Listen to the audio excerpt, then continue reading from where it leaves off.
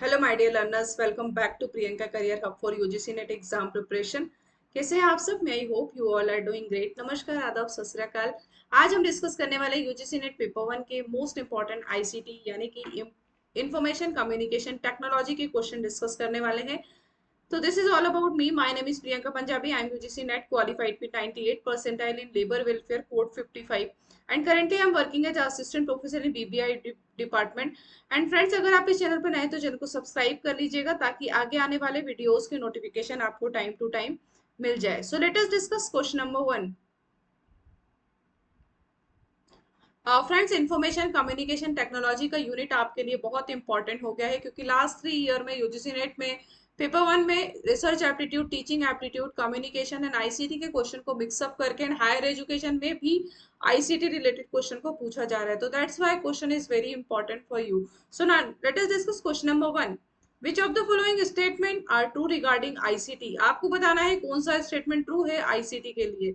Encryption is the scrambling of data thereby destroying computer virus and preventing unauthorized access to computer system.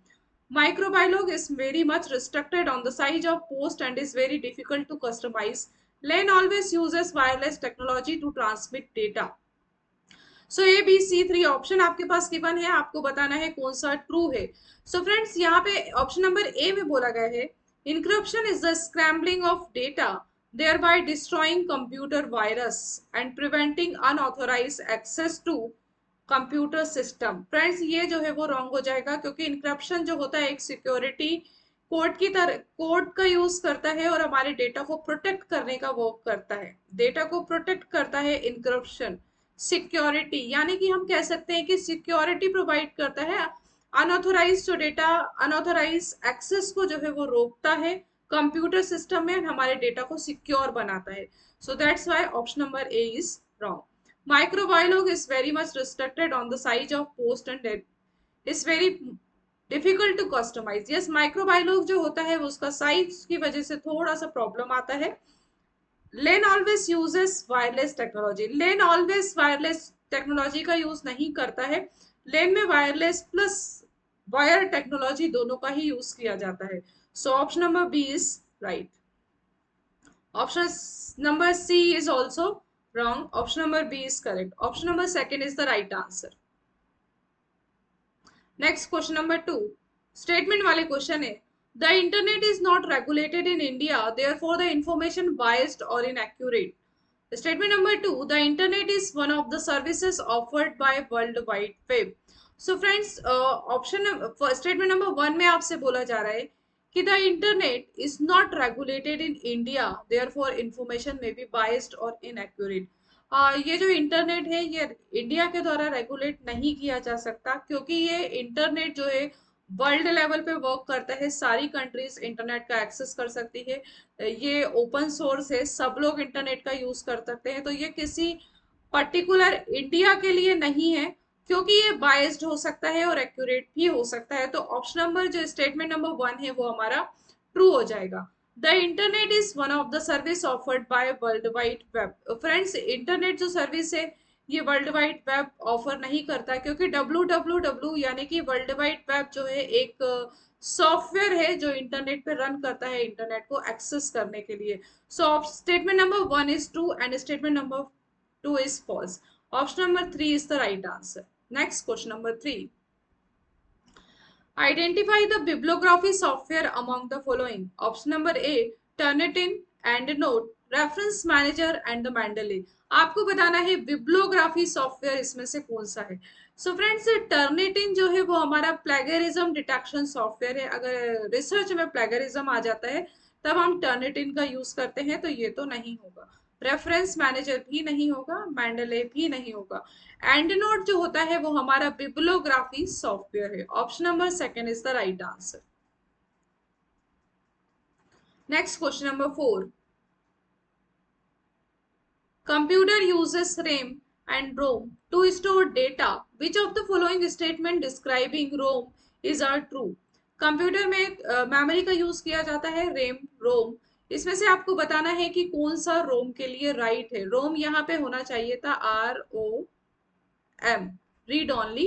memory. Option number A, it is store the programs and data that are currently in use. Option number B, it is used to boot up the computer when power is turned on. Its content are retained when power is turned off. Friends, ROM का जो full form होता है read only memory, RAM random access memory. ये जो हमारी current memory होती है वो रैम होती है, परमानेंट मेमोरी होती है रोम। ऑप्शन आपके पास गिवन है, it is store the program and data that are currently use. जिस करेंटली डेटा के लिए जो हम यूज करते हैं, जो हमारी टेम्परेरी मेमोरी होती है वो रैम होती है। हमसे क्वेश्चन में रोम के बारे में पूछा गया है। ऑप्शन नंबर ए जो है वो राइट हो जाएगा, रॉन्ग हो जाएगा। Option number A is wrong.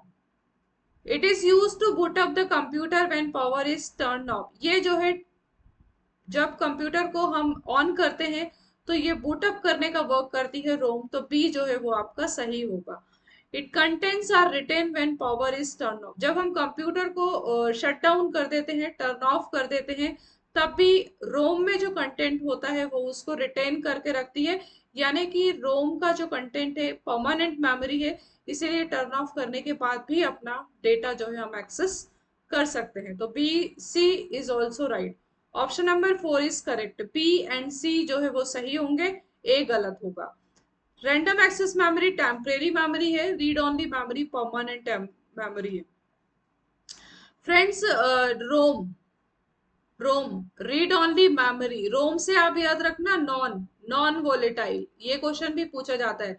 Non volatile है रोम, एंड रैम मेमोरी जो है वो वोलेटाइल है, राइट। सो इस क्वेश्चन का जो आंसर हो जाता है हमारा 4। Next question number 5, statement number 1, Vicky is usually यानी कि Wikipedia represented in reverse chronological order where the year's blog has a structure determined by content and users. Statement number 2, blog is usually personal, someone opinion, whereas wiki is usually objective. Statement number 1 में आपसे बोला जा रहा है Wikipedia usually represent in reverse chronological order where the your blogs has a structure determined by content and users. Friends, Wikipedia जो होता है वो रिवर्स क्रोनोलॉजिकल ऑर्डर में नहीं होता, ब्लॉग हमारा रिवर्स क्रोनोलॉजिकल ऑर्डर में होता है। सो स्टेटमेंट नंबर 1 जो है वो रॉन्ग हो जाएगा। Statement number 2, blog is usually personal someone opinion whereas wikipedia is usually objective. Blog जो होता है वो पर्सनल नहीं होता किसी भी पर्सन के ओपिनियन के लिए, blog is not a personal. But Wikipedia जो होता है, हम उस पे ऊपर जाकर किसी भी पर्सन की पर्सनल प्रोफाइल को भी विकिपीडिया में ऐड कर सकते हैं, पर ब्लॉग जो होता है वो पर्सनल यूज के लिए नहीं होता है। बट ऑप्शन स्टेटमेंट नंबर 2 जो है वो आपका ट्रू हो जाएगा। Blog is usually personal someone, हम उसको प्रोफेशनली भी यूज कर सकते हैं, पर्सनली भी यूज कर सकते हैं। ब्लॉग को या तो आप पर्सनल कर सकते हैं या ओपिनियन भी ब्लॉग में, या हम कोई एजुकेशन रिलेटेड कंटेंट को पोस्ट कर सकते हैं, या पर्सनल किसी ओपिनियन को अगर हमें पोस्ट करना है तो वो भी कर सकते हैं। विकी इज यूजुअली ऑब्जेक्टिव, यानी कि विकिपीडिया जो होता है वो किसी ऑब्जेक्टिव या किसी पर्पज से गूगल पे उसका यूज किया जाता है। तो स्टेटमेंट नंबर 2 इज ट्रू। इस क्वेश्चन का आंसर हमारा हो जाता है 4। Statement 1 is false but statement 2 is true. Question number 6, which collaborative ICT tool allows user to create digital bulletin boards to share and gather information? Option number 1, Xmind. Option number 2, Padlet, Book Creator and Plotagon. Question में आपसे पूछा जा रहा है ऐसा कौन सा collaborative tool है जो अलाउ करता है यूजर को बुलेटिन डिजिटल बोर्ड को शेयर करना या इंफॉर्मेशन को गैदर करने के लिए। फ्रेंड्स, इसका जो आंसर हो जाएगा वो पैडलेट होगा, क्योंकि पैडलेट जो है वो हमारा डिजिटल एजुकेशन टूल है जिसमें टीचर एंड स्टूडेंट्स यानी कि टीचर टीचिंग के लिए एजुकेशन पर्पज से इस आईसीटी का टूल का यूज कर सकते हैं एंड अपनी फॉर एग्जांपल असाइनमेंट देना है स्टूडेंट्स को या स्टूडेंट्स को कोई नोटिफिकेशन देना है तो हम इस पैडलेट का यूज कर सकते हैं। ये डिजिटल बुलेटिन बोर्ड की तरह वर्क करता है। सो फ्रेंड्स, आप इस क्वेश्चन में देख रहे हैं ये क्वेश्चन टीचिंग से रिलेटेड है, बट आईसीटी को भी इसमें मिक्सअप कर दिया जाए है। तो आजकल क्या हो रहा है, टीचिंग में जो है आईसीटी के क्वेश्चन को रिलेट करके पूछा जा रहा है। टीचिंग के पहले मॉडल के क्वेश्चन बहुत ज्यादा आया करते थे, बट अब वो 3 साल से एनटीए आईसीटी को मिक्सअप करके क्वेश्चन को पूछ रहा है। तो इस क्वेश्चन के जो आंसर हो जाएगा पैडलेट। ये online education platform, right. Padlet online digital tool है, हम इसको एजुकेशन के पर्पज से यूज कर सकते हैं। Option number 2 is correct. Next question number 7, which of the following statement A to E about firewalls in computer network are true. हमें ये 5 ऑप्शंस गिवन है ए टू ई, हमें बताना है कि फायरवॉल नेटवर्क के लिए कौन सा राइट है। Option number A, firewall are only available as hardware devices and only examine traffic entering a network. B, firewalls allows our user to set rules for network traffic. Firewalls will automatically stop all malicious traffic. Firewalls back up all data that is transmitted around a network. Firewalls can be used to block access to certain websites. So friends, A में बोला जा रहा है कि firewall जो है वो only hardware device के लिए ही अवेलेबल होता है और उनके लिए एग्जामिन करता है ट्रैफिक एंट्रिंग नेटवर्क। तो ऐसा नहीं है, फायरवॉल को हम सॉफ्टवेयर हार्डवेयर दोनों में यूज कर सकते हैं। ये सिर्फ ओनली जब भी किसी क्वेश्चन में ओनली जबरदस्ती टाइप का बोल दिया जाए कि ऑलवेज ओनली, तो इस टाइप के जो ऑप्शन है इनको एलिमिनेट कर दो। ये ओनली हार्डवेयर के लिए यूज नहीं होता है। Firewall allow the user to set rules for network traffic. ये फायरवेल का हम यूज करते हैं नेटवर्क ट्रैफिक के लिए, यूजर को अलाउ करता है नेटवर्क ट्रैफिक के रूल्स के लिए। Firewalls will automatically stop all malicious traffic, ये ऑटोमेटिक सभी मॉलिशियस ट्रैफिक को स्टॉप नहीं करता है। Firewalls backup all data that is transmitted around a network, इसके पास कोई बैकअप नहीं होता है जो डेटा ट्रांसमिटेड होते हैं। Firewalls can be used to block access to certain website. Firewall हमें प्रोटेक्ट करता है and friends use to block access to certain website, हम कुछ वेबसाइट को ब्लॉक करने के लिए भी इसका यूज कर सकते हैं एक्सेस करने के लिए। So option B and E is the right answer और option number second is right. Question number 8.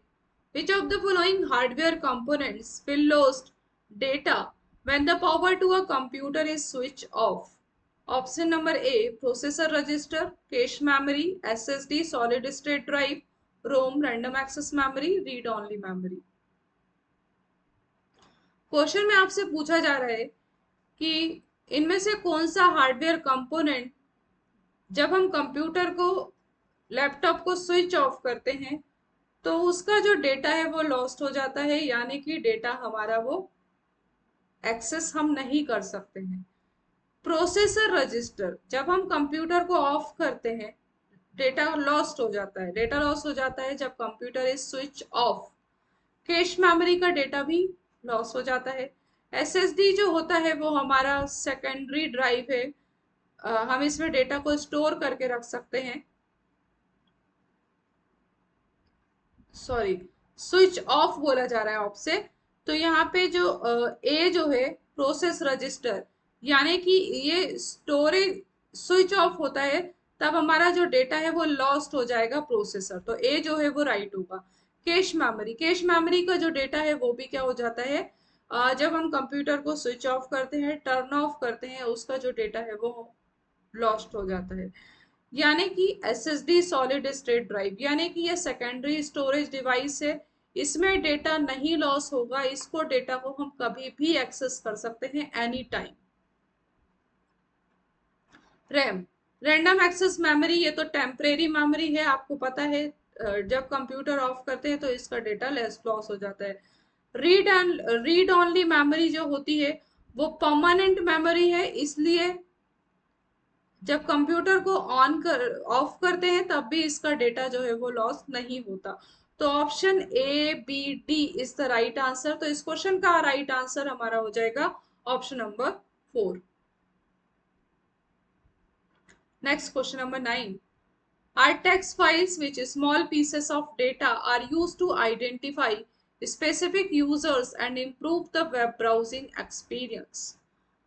Friends, text file जो होती हैं जिसमें हम स्मॉल पीसेस ऑफ डेटा को यूज करते हैं, जो फॉर एग्जांपल हम कभी इंटरनेट पे कोई वेबसाइट को सर्च करते हैं या फिर हम फ्लिपकार्ट पे कोई प्रोडक्ट देखते हैं, तो आपने देखा होगा कि हम जिस वेबसाइट पे जाते हैं, जिस ऐप पे जाते हैं, तो वही प्रोडक्ट हमें उसी से रिलेटेड जो है हमारे पास ऐड आने लगते हैं, क्योंकि वो जो वेब ब्राउजर होता है वो यूजर की चॉइस को जो है वो जान लेता है और सारे ही जितने विंडो आप ओपन करते हो उसके अकॉर्डिंग जो है वो आपको यूजर के एक्सपीरियंस के अकॉर्डिंग जो है वो आपको एड या फिर ऐप जो भी आप चूज करते हो, जो भी आप सर्च करते हो, वो आपको दिखने लगता है। तो ये हमारी होती है कुकीज, जो यूजर की चॉइस को आइडेंटिफाई करता है। Option number 1 is correct. Next, question number 10. Which of the following is the act of obtaining a password or other confidential information from a person within an organization by using unauthorized means such as Bing and emergency situation? Option number 1. Social engineering, Trojan horse, password crack and stepping stone crack. Question में आपसे पूछा जा रहा है इनमें से कौन सा एक्ट जो है, ये ऑप्शन आपके पास गिवन है 4, आपको इनमें से वो ऑप्शन बताना है कि जिसमें यूजर की confidential and password and information को यूज किया जाता है, यानी कि अनऑथोराइज किसी भी सिचुएशन में उसका यूज किया जा सकता है, ये दिखावा करके कि हम यूज नहीं कर रहे हैं बट उसका यूज किया जाता है, उसके पासवर्ड एंड कॉन्फिडेंशियल इंफॉर्मेशन का। इसे हम बोलते हैं सोशल इंजीनियरिंग।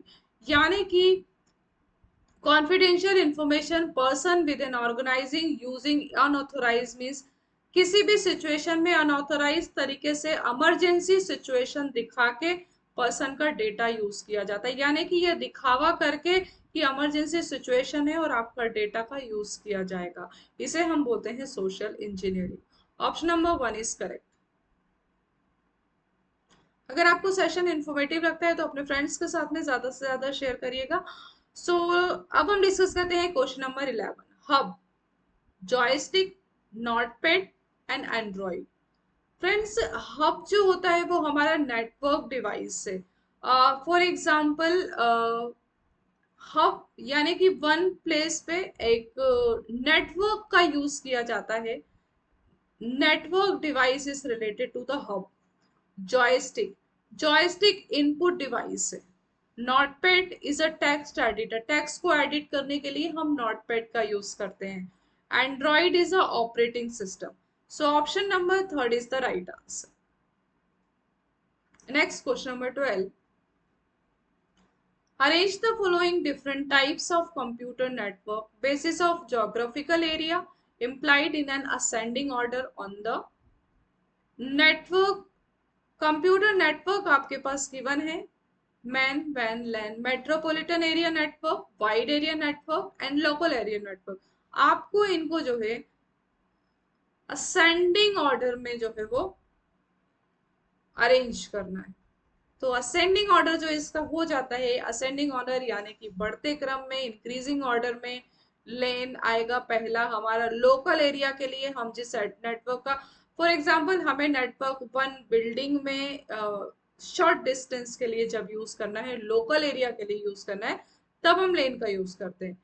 फिर उसके बाद आता है मेट्रोपॉलिटन एरिया, ए आ जाएगा आपका मैन, देन हो जाएगा हमारा वैन, वाइड एरिया नेटवर्क। सो ये हो जाता है हमारा फर्स्ट, सेकंड, लैन, मैन, वैन। Option number C is the right answer. Question number 13, statement number 1। ROM is a temporary memory that can be returned to or read from and the contents of the memory can be changed. Statement number 2। RAM is permanent memory that can only be read from, content of memory cannot be changed। अब आपको बताना है कौन सा statement true है, कौन सा false है। फ्रेंड्स, यहाँ पे जो है इसको अपोजिट कर दिया गया है। रोम की जगह रैम, रैम की जगह रोम कर दिया गया है। तो दोनों ही ऑप्शन जो है वो रॉन्ग हो जाएंगे। कैसे?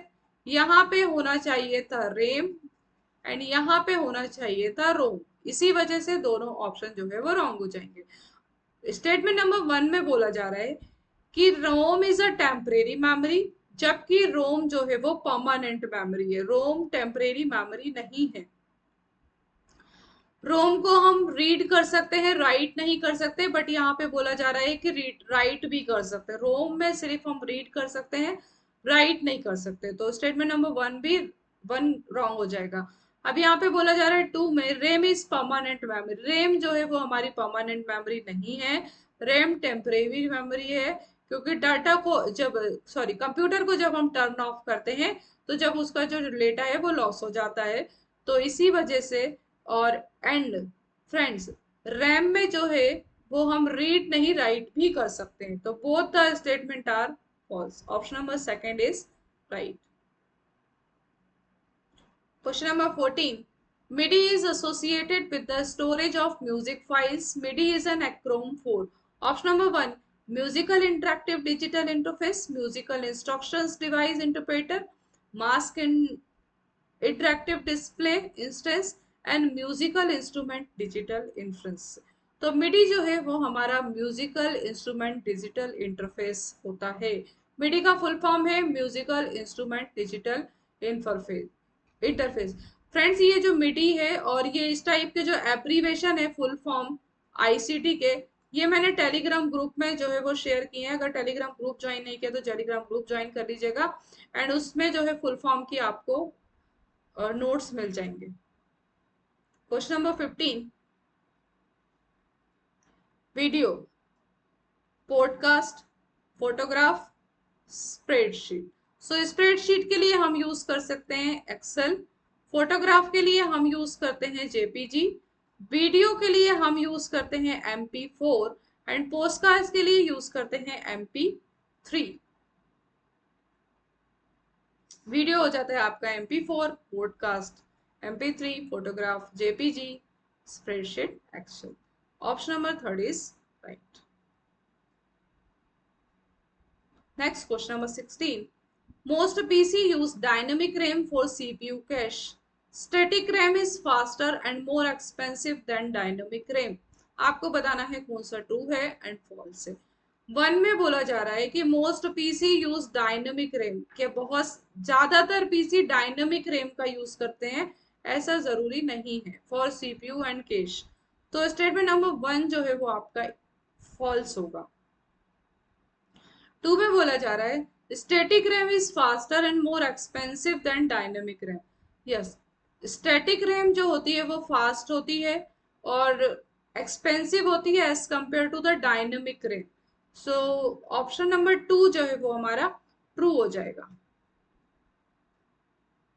ऑप्शन नंबर 2 ट्रू हो जाएगा। फर्स्ट